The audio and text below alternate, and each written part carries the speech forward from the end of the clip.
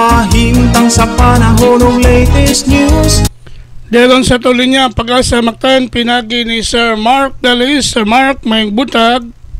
May buntag Sir Ariel o sa itong mga sukindig kaminaw. Kinatong latest update bahin sa kahimtang sa panahon karong adlaw.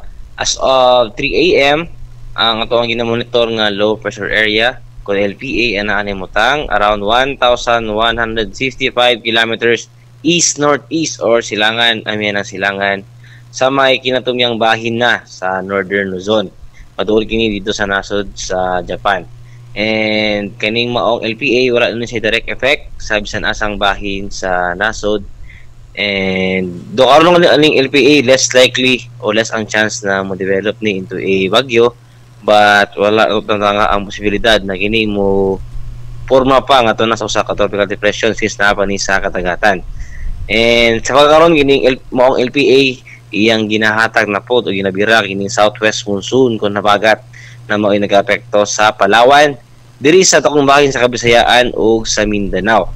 Karong adlaw ang takong bahin sa Kabisayaan makasinati tani medyo mapanganuron ngadto na sa madag-umon na kalangitan nga ay mga pag-upan bagong kilat gumikan sa habagat.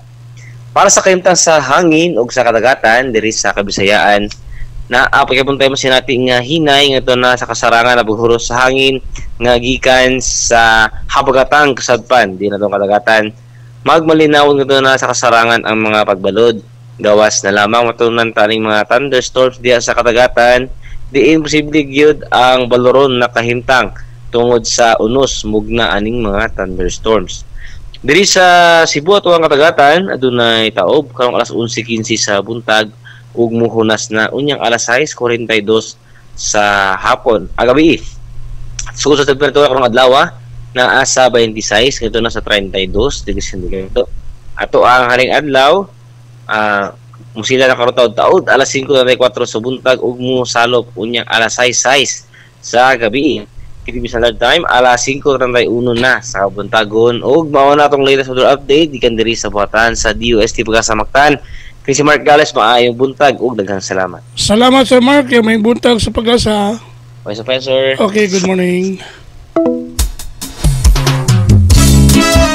Inyo gadabati ang atong widow specialist gikan sa Pag-asa Mactan si Sir Mark Gales. Cobra in action. Nga naghatod sa tong dagan sa kahimtang sa panahon ining adlawng Lunes, Agosto 5, tuig 2024. Salamat sa Pag-asa Mactan. Himtang sa panahon ng latest news. Balik O mayong buntag kaninyong tanan. Kauban kang Cobra in action. Panahon ka o paminaon sa'yo sa kabuntagon.